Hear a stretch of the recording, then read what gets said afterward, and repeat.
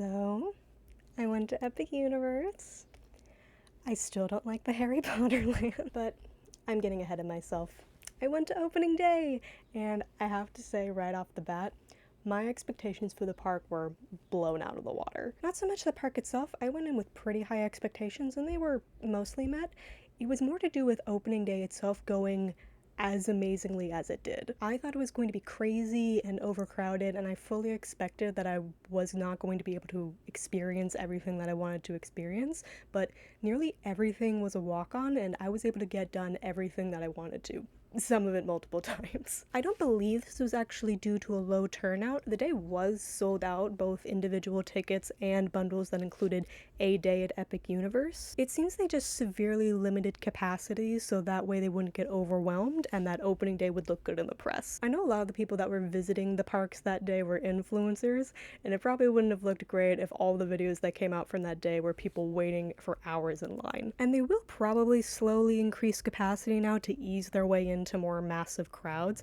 I even checked the app today and the wait times are significantly longer now. Either way, I am so glad that they did what they did, and led to me having pretty much the perfect day at Epic Universe, which is especially nice since I probably will not be going to the parks again for a very long time. So let me go over with you all my experience, my review of the park, and how excited I am for the future of Epic Universe. Fair warning, I will be spoiling pretty much everything in this park. I will be leaving timestamps, so if there is a particular area of the park that you still want to keep a surprise, just refer to those down below. I realized in my last video I didn't wear any of my Universal merch, which seems kind of silly, so here's some of my ET swag. Let me give y'all a better view. You see, I am not a fake fan, I promise. To start off, I flew into Orlando the night before and checked into the Stella Nova Resort. This is one of the new hotels that Universal built in anticipation for Epic Universe. It's not as close to the entrance of Epic Universe as the Grand Helios Hotel is, which has its own dedicated entrance, but Stella Nova is more affordable and is still in with walking distance to the park, so that's why I chose it. It's a pretty nice hotel, served its purpose since I basically just used it to sleep. It was comfortable and clean, it had a very nice staff. There were some small issues that I noticed, nothing too egregious, but were things that were kind of weird, especially since it's a brand new hotel. For example, the lights are set on a motion sensor, so if you're sitting still for too long, the lights will just shut off randomly. So that night as I was chilling before bed, I had to periodically sit up and wave my arms around so that way the lights would turn back on. Again, nothing too bad, just some weird things that I noticed staying here. And by the way, I did stay at this hotel and go to the park the next day by myself. I was originally going to go with a friend, but she wasn't able to get tickets. But I visited the parks by myself before, and I've always had a good time, so I wasn't worried that I wasn't going to enjoy myself. I got up super early the next day and started my prep for the day. Here's a quick fit check of what I was wearing during the day. I found the shirt while thrifting and I had to take it in because it was a size 2XL, but I think it turned out pretty okay. I was originally planning on leaving before the bus service started at 6, but I left a little bit later than I wanted to, so I ended up just taking the bus over to Epic instead of walking. Of course, when I arrived, there was already a huge line forming, so I was a little bit nervous. We didn't actually wait in this area for too long. They soon opened up security, so that way we could enter the Celestial Park main hub area of the park. People used this time to line up outside the desired portal. There was no early entry specifically on opening day, so all of the attractions were going to open at the same time, theoretically. I had decided to line up in front of the Super Nintendo Land portal. I had bought Express Pass for that day, and the only attractions that I didn't work on were Minecart Madness over in Donkey Kong Country, Dragon Racers Rally in Isle of Berk, which is a ride I didn't really care about, and the Ministry of Magic ride in the Harry Potter land, which there is no way in hell I was going to rope trap that ride, even if I was excited for it. I had a feeling that it was going to be delayed, and it was. And yes, I did get Express Pass for the day, and it did turn out to be a huge waste of money, which is fine. It's only half a paycheck. I got in front of the Super Nintendo Land portal at around 7 a.m. and settled down to wait for the scheduled open at 9 a.m.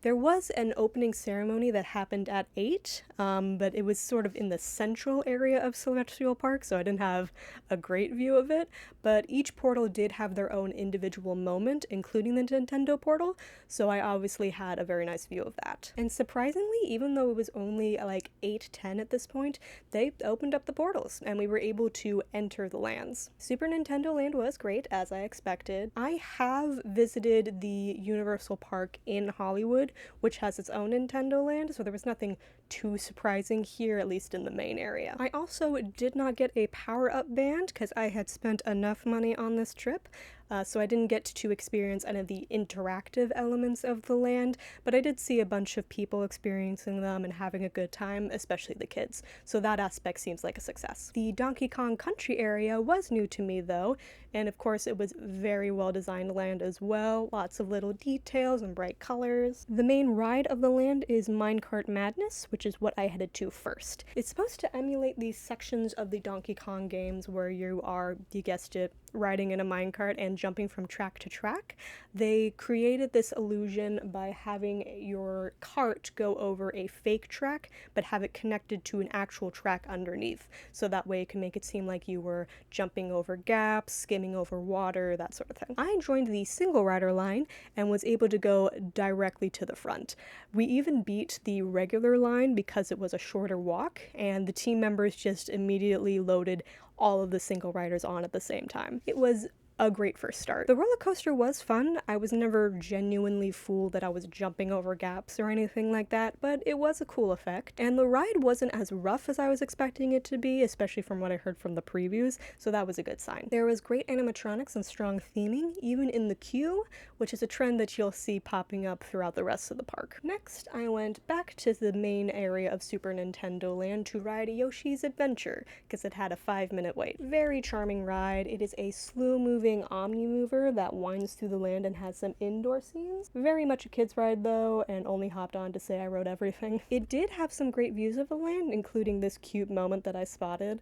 It's very clear that the team members love working here, and I had nothing but pleasant interactions with them all day. Afterwards, I went to Mario Kart Bowser's Challenge. This is the ride that implements alternate reality or AR technology into the visors that they give you to add effects to the environment as you race on a Mario Kart track. It's an interesting ride and the game elements are fun to play. I just think that the AR elements are a bit too disconnected in order to seamlessly integrate with the rest of the environment. Still a good ride, but Minecart Madness is definitely my favorite ride of the overall land. And I was done with Super Nintendo Land by 9 a.m. This is the point where I realized how empty the park was and figured out that I could take my time a bit more. I was also only running on coffee at this point, so I decided it was time to get some breakfast. I went to the Oaken Star Tavern at Celestial Park. It's a barbecue place. I got their traditional southern breakfast platter, basic bacon, egg, and toast with some fries. Solid food. The bacon was barbecue, which was a nice touch.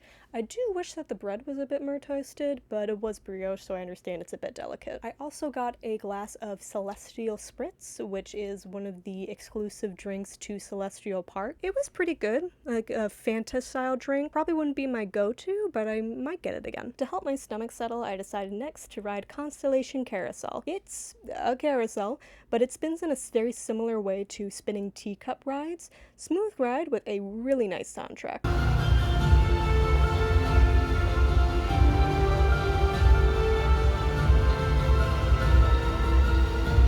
I think it's not one to miss, but definitely don't wait too long for it. Next up is the other ride in Celestial Park, Stardust Racers, a dueling roller coaster. Excellent coaster. Not a lot of strong theming, but it doesn't really need it. Celestial Park is a bit slept on in general, I think. It has great landscaping and theming and a pretty solid ride lineup. It's the perfect area to hang out in between the chaos of all the other portals. Now done with Celestial Park, I headed into How to Train Your Dragon, Isle of Berk. This land in particular, I think, is the most well-conceptualized land. It's huge and has so many sub-areas and hidden details. One could easily spend hours exploring here and not find everything. First stop for me here was Dragon Racers Rally. This is a Skyfly ride and is the most off-the-shelf ride at Epic. You can find very similar ride systems at other amusement parks. These giant arms spin you in the air and you can control how much your individual seat spins. I did not spin my seat that much because my stomach still felt a bit off from Stardust Racers, so it was actually kind of boring for me.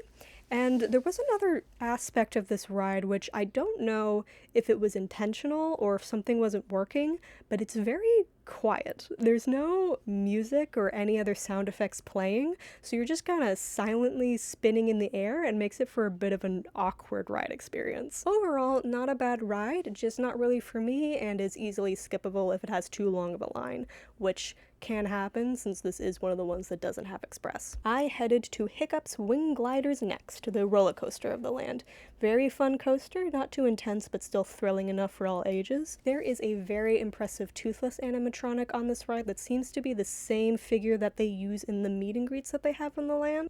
Unfortunately, at his particular scene, the ride stopped for a bit, so it kind of ruined the effect as Toothless froze in place. But if it is working properly, this is a pretty well done ride. The only real complaint that I have is that the seats are not very comfortable. The bottom of the seats are flat as opposed to other rides that have like a curved seat that sort of confirms to your body a bit more.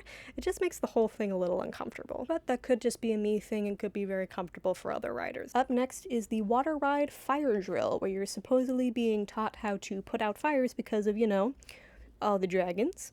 It is a very effective water ride. There are these targets that you're meant to hit with a water gun, and if you hit certain ones, it causes water effects to trigger and hit your boat. So the better you do, the wetter you get, which is an interesting concept for a water ride, and it is very fun to hit other boats. There is a section near the end where the boats are being loaded back to the loading dock, and your cannons are turned off, but there is a spot where other boats can still see you, and their cannons are not turned off, so as you're going by that point, you can hit that boat with your water cannon and they can't retaliate. It's a lot of fun and I did get sufficiently stoked, so that is a win in my book. I feel like I'm describing a lot of these rides as just fun, but it's true, all of these rides are just genuinely a good time. Last up in Isle of Berk is the show of the land, the Untrainable Dragon.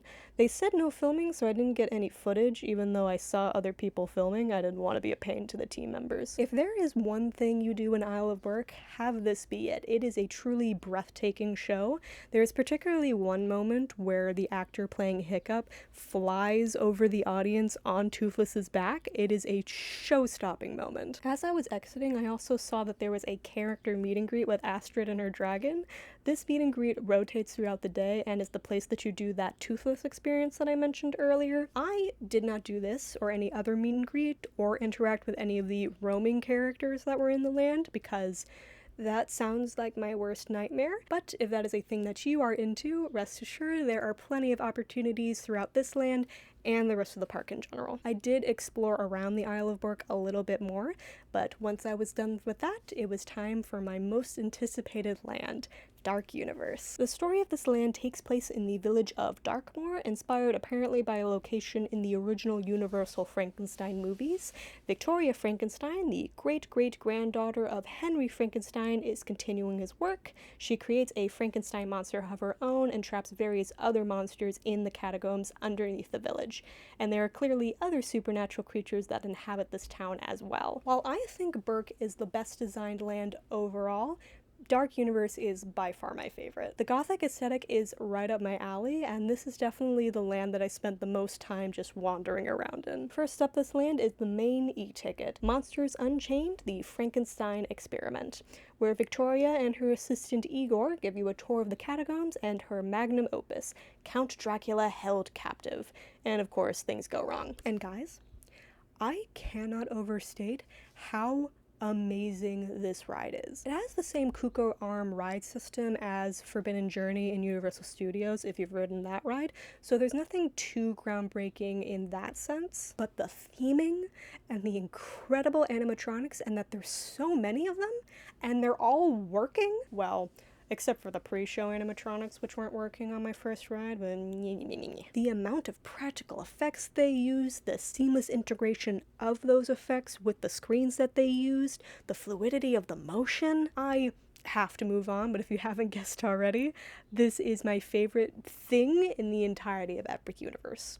So good. There is one other ride in this land, Curse of the Werewolf. It is another coaster. It is one with a swing launch in the middle and the gimmick that each individual cart on the track spins. And it's not a controlled spin, it's based on the weight distribution of its occupants, so you could get a different amount of spins each time that you ride. Also a fun ride, but definitely has the weakest theming so far. The story of this ride is that you are running away from werewolves in a forest, but this isn't really communicated all that well. Although, to be fair, I did go through the single rider's line again for this one, so maybe I missed something in the queue. And an interesting aspect of this ride is that this is the only coaster in the entire park that not only do you not have to put your stuff in a locker, they don't even offer you lockers to put your stuff in. And I think that this is the ride that needs it the most with how it spins. I nearly lost my hat. I saw someone's sunglasses fly off the ride at some point. When I got off the ride, I overheard someone talking to a team member about losing her phone on the ride. They even have a net surrounding the entire track of the ride, but no lockers? Just seems like a weird decision to me. The actual ride system of the coaster itself is very impressive. It's just the things surrounding this ride could use a little bit of polishing. Once I was done with Darkmoor, it was time for the last land, the Wizarding World of Harry Potter, Ministry of Magic. I was waiting to go to this land last, partly because of the issues that I have with it. You can watch my last video if you want to run down on why I think that way. But also, the main Ministry of Magic ride had only briefly opened that morning to a 5-hour wait, and then promptly closed down due to a technical issue. I was waiting to see if it would open up again before visiting the land.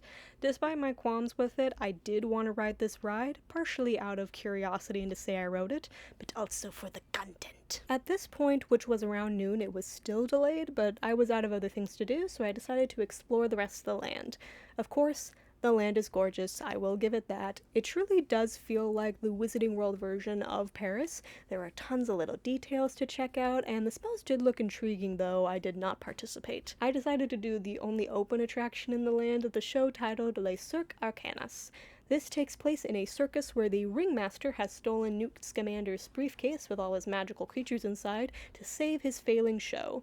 We follow an employee of the circus called Gwendolyn as she interacts with these creatures. The show is alright. The first half is kind of meh, honestly. This features acts from the in-universe circus, and honestly, the stunts shown are not as impressive as I thought they were going to be. At least not as impressive as other Universal shows, like the Bourne Stuntacular in Universal Studios or the Waterworld show in the Hollywood Park. This show is actually another attraction that stopped halfway through for me, and then they briefly picked up again soon after. I'm honestly surprised how few of these kinds of issues that I ran into this opening day park. Anyway, the second half of the show does pick up a bit. There is an effect where the entire stage lifts as it transitions from the circus to inside Newt Scamander's briefcase, which was a really cool effect. There were a lot of impressive puppets and effects on this half of the show. There was one particular puppet that was very well made, and it was huge, like it took up half of the stage. The ending with Eddie Redmayne as Newt Scamander was unfortunately also a bit lackluster. The effect with him on the screen was just not very well implemented. There was just too much of a disconnect between him and the Gwendolyn character. I feel like it would have been better if they just got a lookalike actor to play Newt Scamander, like how they did in the How to Train Your Dragon show, but I don't know, maybe that also wouldn't have worked out very well. After that, Ministry of Magic was still down, so I had already experienced all of the available attractions, and it wasn't even 1 p.m. And so I decided to go back to my hotel for a break. Rest my feet, eat some food, and prep to come back in the evening. It is crazy to think back on the idea that on opening day of Epic Universe, I took a nap, and it wasn't a waste of time. Wild. On my way out, I also took a look at one of the merch shops, which was also very well themed, by the way. They had this exclusive merch for opening day, but it was clearly an artificial scarcity tactic to get people to buy merch out of FOMO. You'd have to be pretty silly to fall for a tactic like that. Son of a bitch. When I got back to the park, I decided to take my time a bit more, mainly rewriting my favorite attractions, giving some others a second chance, and exploring these really well-detailed worlds a bit more. And Ministry of Magic was back up again, although it was still like a 4-hour line, so I wanted to wait a bit longer before I joined that. I went back to Berk to ride Hiccup Wing Gliders again, and this time the scenes flowed perfectly. I also got some dinner at Hooligan's Hog and Gruel to try their mac and cheese in a bread cone. I got the Dragonfire Spire, the spicy option, despite me having acid reflux because I hate myself. Really good food, and the bread was surprisingly the best part. I rode Stardust Racers again to try out the other track of the dueling coaster. Green side is best side, don't come at me. Then I went back to Darkmoor naturally. I was able to ride Monsters Unchained with both pre-shows working now. Impressive animatronics naturally, but the Victoria one was evidently not working, so she was in B mode and only appeared on a screen. still entertaining. The Frankenstein's monster was hilarious at times. I also rewrote Curse of the Werewolf so that way I wouldn't be distracted by my hat flying off this time, and I am so glad I did. This time my cart wasn't rotating that much, so I was mainly facing backwards the whole time, so I had a full view of the cart behind me, and throughout the entire ride, it was just wildly spinning out of control. I even asked if they were okay afterwards because it was so intense. Funniest thing that happened all day. I did a bit more exploring of the area and even caught the windmill above the Burning Blade Tavern restaurant catching fire. That was pretty cool. And now it was finally time to bite the bullet. Even though it was still a 3-hour wait, I joined the line for the battle at the Ministry. It turned out to only be 2 hours, but it was still a long time to wait in line. But that gave me plenty of time to get B-roll. It is interesting the disparity of the wait times between this ride and the rest of the rides in the park. The rest of the rides typically had like a 5 to 10 minute wait throughout the entire day. There was a lot of people that I talked to that said that they had also gone to the previews, but the thing about the battle at the Ministry during this time period is that it was a virtual queue with very limited spots, and a lot of people weren't able to ride it. So a lot of people on opening day had ridden everything else except for the Battle of the Ministry, and thus they all flocked to it when it opened. Although this difference could be because of the loading efficiency, the rest of the rides had very fast loading times, but Battle of the Ministry was a bit slow. So I don't know, could be either or. Anyway, let's talk about my experience. First of all, the queue. Spectacular, sure. The official entrance through the Flu network and the effects of the green smoke to make it look like you're apparating into flames is already cool, and the first chamber of the main Ministry corridor that everybody's already seen is amazing. The size alone is ridiculous, but the rest of the queue is really well done as well. With other impressively designed long queues in the other parks, like Hagrid's or Velocicoaster, for example, there are still sections of the queue that are essentially just an empty hallway. But that's not the case with Ministry of Magic. There is something to look at in every room of this line.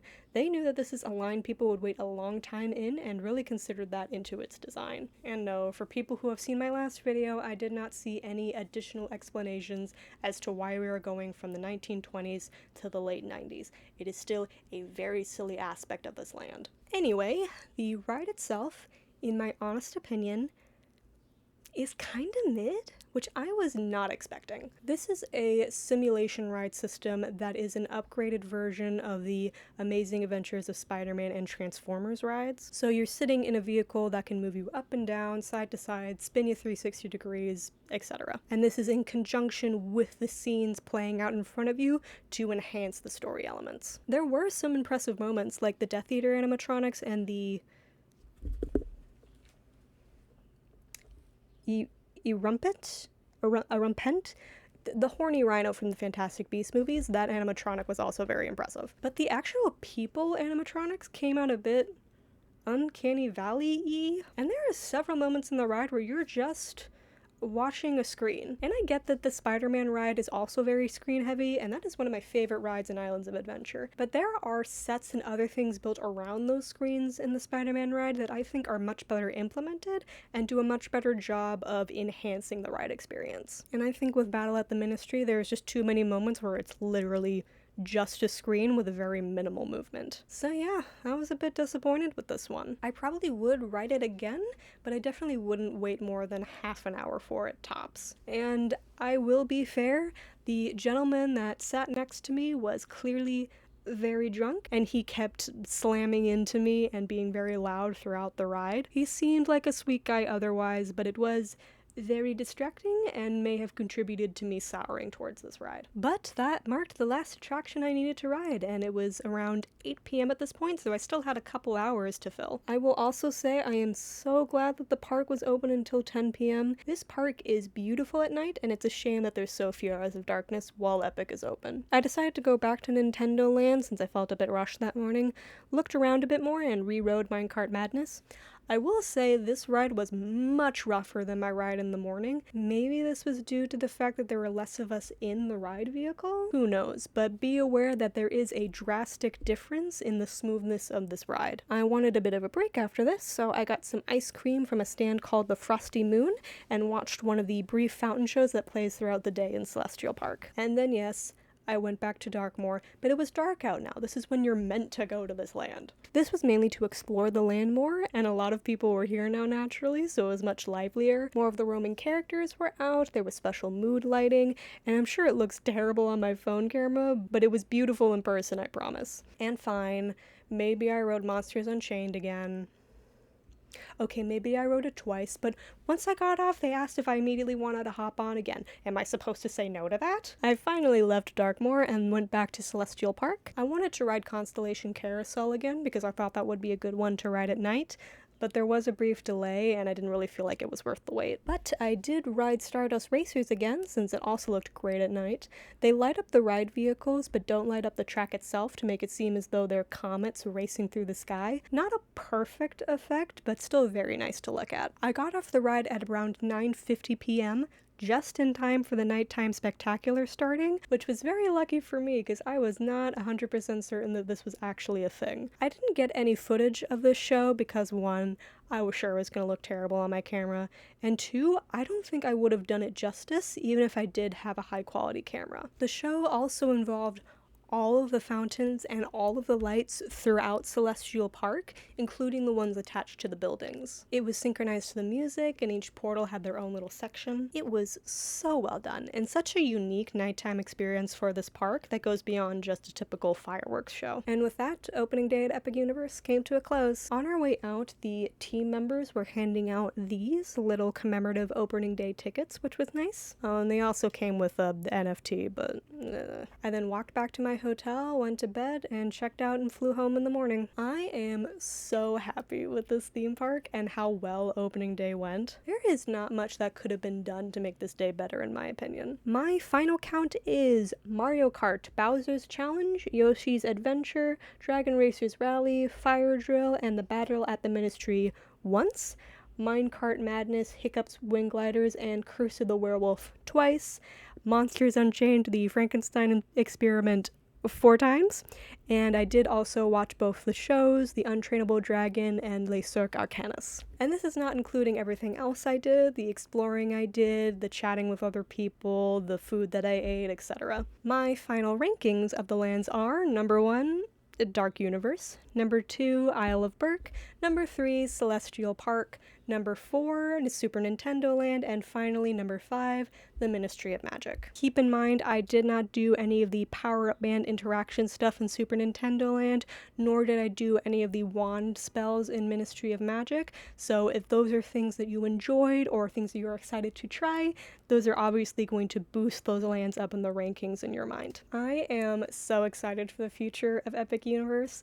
The head creatives are already hinting at the idea of expansions, and I think that great things are coming for this park. While it will probably be a while before I can visit this park again, I definitely will be going again eventually. What do y'all think of this park? Did you go on opening day or since? If you went during the previews, how does it compare now to how it was then? Please let me know all your opinions in the comments down below. I am so excited to learn about what other people think of this park. And before I go, I do want to acknowledge this comment that I got on my last video. It talks about a possible way to offset consuming art from a creator you don't like is to then donate to a cause that counteracts this interaction. While I don't think that this is a perfect solution, like I said in the last video, it's not so much the financial aspect that concerned me the most, it is contributing to making a particular property more popular and thus exposing more people to it. However, I do think it is a good start. So I have made a donation to the organization Lambda Legal. It is an organization that fights legal battles for trans rights, but also for LGBT rights in general and for people who are living with HIV. They do not receive payments for their clients, nor do they receive government funding, so they rely heavily on donations to keep fighting their legal battles. And you can imagine they have a lot of open cases at the moment, so if you are in the financial position to do so and you align yourself with their values, I highly encourage you all to donate to them as well. I have left a link to their website in the description. And finally, thank you all so much for watching, and I hope you will watch my next video, even if it has nothing to do with theme parks. Bye!